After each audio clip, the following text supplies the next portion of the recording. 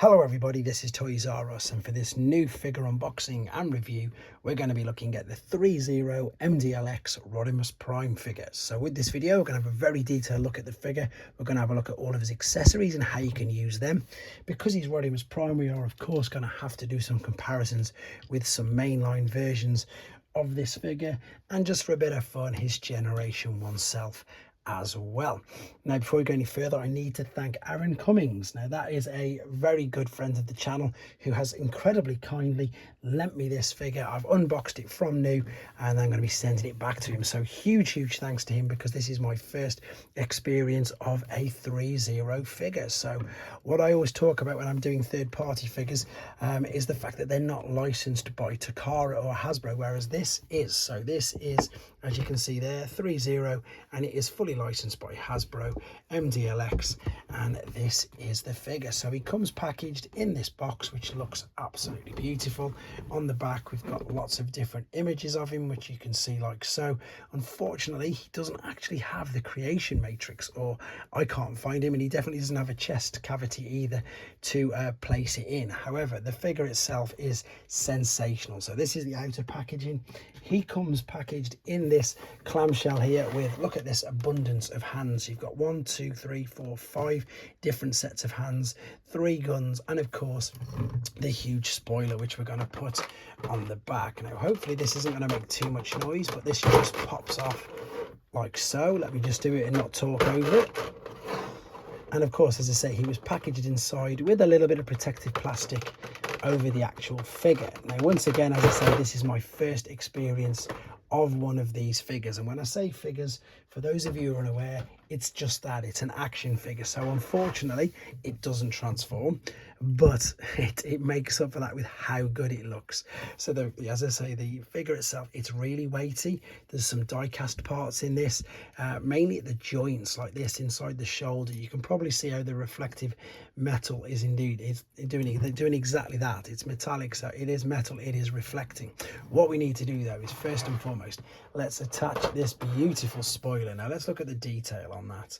This doesn't move, it is just all one particular piece, and you can see there where this is going to attach into the back. Now before we attach, look at that, look at the vertebrae detail on his back there, and look at the ab crunch. It is great. So as I say, so if you're going to make a figure that doesn't transform, you've got to pretty much make it like this, super detailed and super articulate. So again, look at the detail in the paint apps on these exhaust pipes and stuff on the back. It's so good.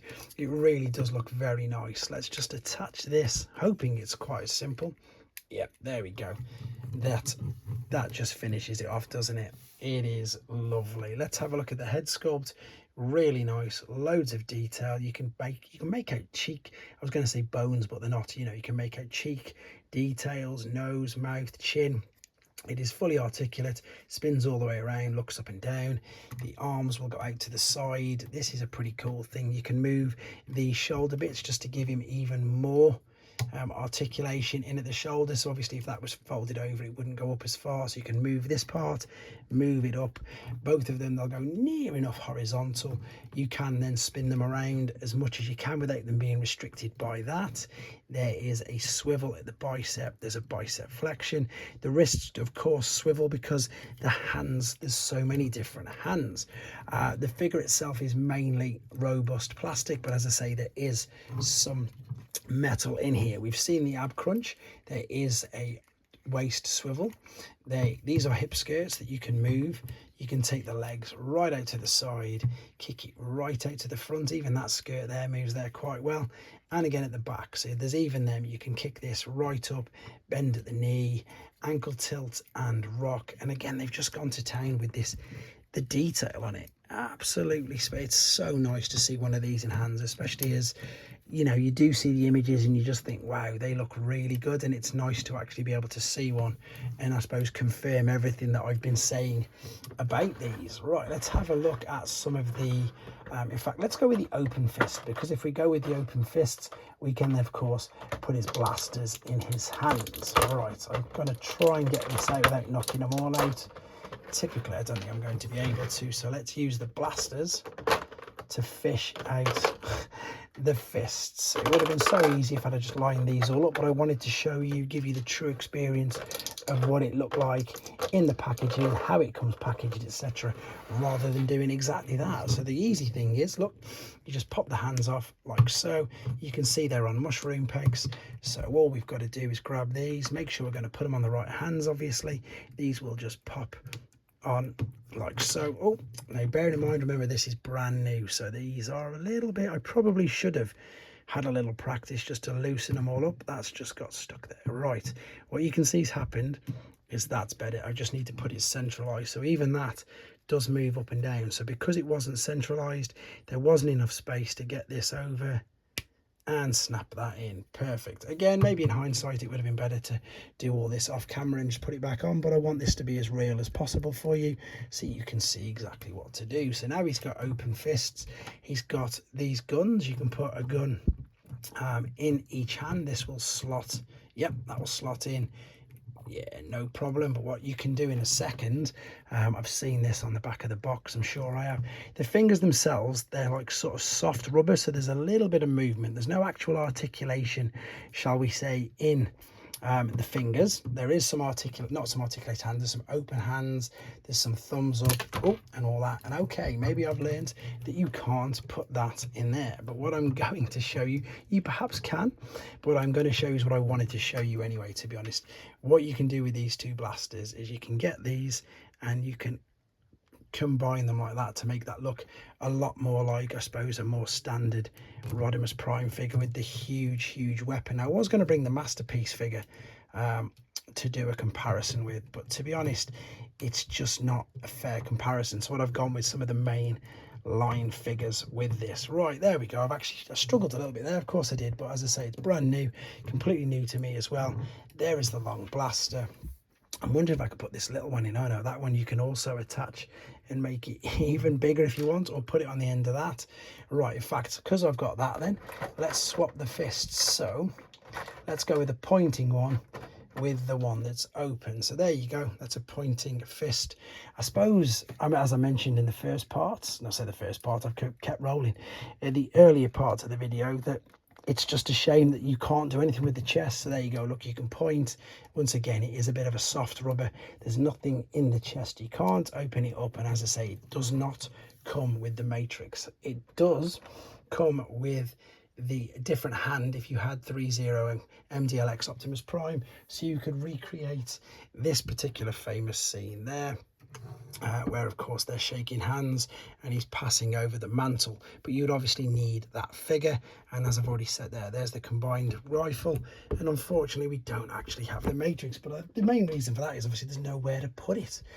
There is also, shall we have a look at some of the other hands? There's some open hands, and there's some other gripping hands. So maybe these, to be fair, maybe that would be better for the gun. Look, it's a wider grip, so that's probably where I went wrong. I'm sure there's loads of people going to comment on that, but it's nice to learn at the same time as me doing this. Right, let's give you an idea of, I suppose, the size of this particular figure. And of course it is a figure, and that's all it is. There is Optimus Prime G1. For those of you who collect G1, for those of you who collect sort of mainline figures, I know I've got the sword on the side, but that's only so I can fit him in. There is Voyager Bludgeon. So he's just a bit, I suppose he's in between Voyager and Leader class size, isn't he? If I bring this guy down, yes, you can see that's completely, as I say, your sort of scale that we're looking at. So we've got Leader, we've got Leader, MDLX, and then we've got Voyager. So he's pretty much in between there. And now the next figure I'm going to show you is a Commander class figure, but obviously that was mainly due to his shoulders, sorry, his trailer. And you can see there, once again, I've got his sword at the side just so he could fit in. That's intentional. Let's move him out of the way. This is an interesting Rodimus Prime figure.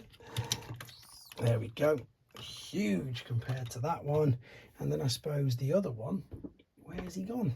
The G1 one is even more interesting because there's not much to him at all. I'm going to bring the G1 figure in just to show you the comparison with him right now.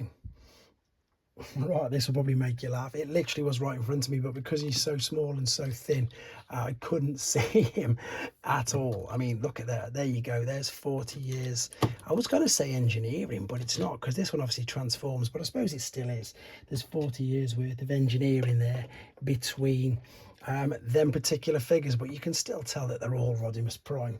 Right, with regards to some masterpiece figures, there is Shuki and Crosscut. So yeah, he's probably small masterpiece sort of size. He's definitely not the larger masterpiece. And what I mean by larger masterpiece, we've got a Seeker there, and just because I've been doing the video on this guy, I've got him there as well, Dark Amber Leo Prime.